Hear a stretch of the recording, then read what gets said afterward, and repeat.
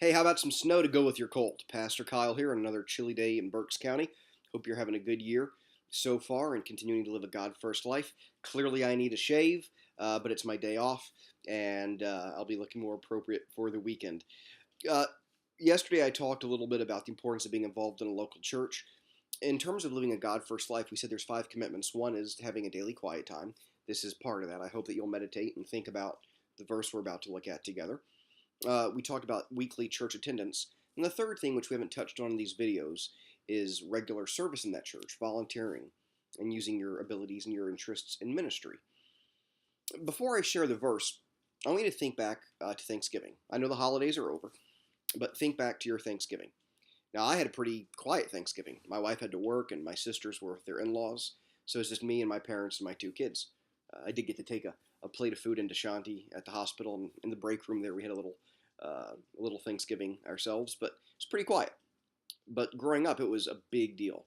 Growing up, we'd always go to Virginia for Thanksgiving, and it was like a family reunion. There was 60 people sometimes in my family who would gather throughout the day. And here was the thing: if you were a kid, you just showed up, but all the adults contributed. All the adults brought something. Some brought the turkey, some brought the ham, some brought the stuffing, some brought the corn pudding, some brought a casserole, some brought dip, but almost all the adults brought something to the table. They contributed because Thanksgiving wasn't just a time to eat and see family, it was a time to contribute. Now, some of my family might be watching this. They'll probably admit that some years there was a little bit of drama. Some brothers and sisters wouldn't be getting along, or some in-laws wouldn't always be seeing eye to eye. So there might have been a little drama and tension from year to year. But overall, the family loved one another, and it was great. It's actually not a bad metaphor for the church. Sometimes there's drama. Not everybody always does what would like them to do. We talked about that yesterday.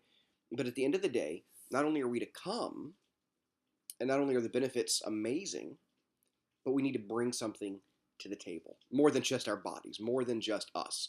Yeah, we need to be there, but we need to contribute to the experience. And I'd like to share with you a scripture. The scripture I want to take a look at today is found from 1 Peter chapter 2, verse 5. 1 Peter 2, 5. And it says, like living stones, let yourselves be built into a spiritual house. It's almost like he's talking about a church, but not a physical church. He's talking about a metaphor. He said, each of us, each individual Christian, is like a living stone, a stone that's alive, that's being built on top of other stones into a spiritual house.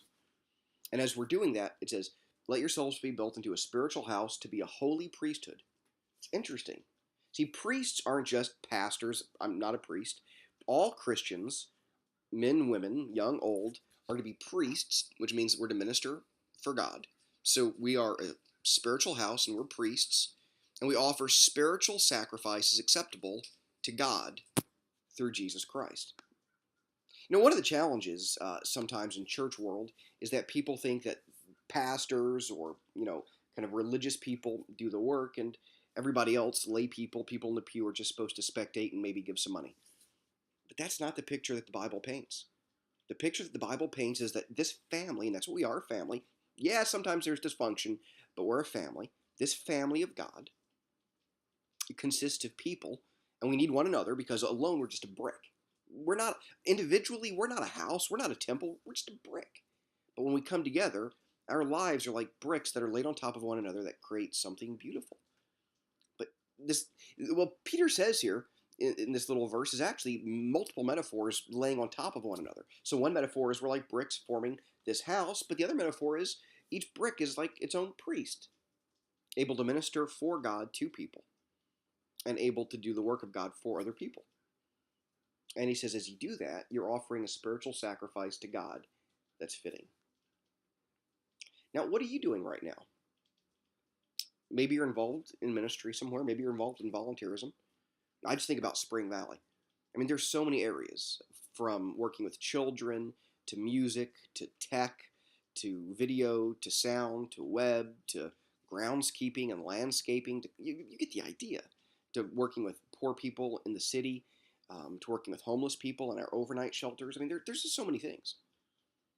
And if you're watching this from somewhere else, I'm sure whatever spiritual community you're part of has a lot of options. And hey, if you get involved in something that doesn't work right away, that's okay. I have experiences in my life in which, before I was a pastor, I would volunteer at a church, and it wasn't always the best fit. It didn't. I thought it would be good, but it didn't fit. That's okay. You learn, and then you find something else that's a better fit. So, I want you to think about this for the next few minutes. Are you being the brick that God's called you to be, connected to other bricks to be a spiritual house? Are you being the priest that God's called you to be and doing ministry? And are you offering spiritual sacrifices that are pleasing to God? If you are, that's awesome. But if not, it's never too late to get started. All right. God bless. I'll see you tomorrow. Bye-bye.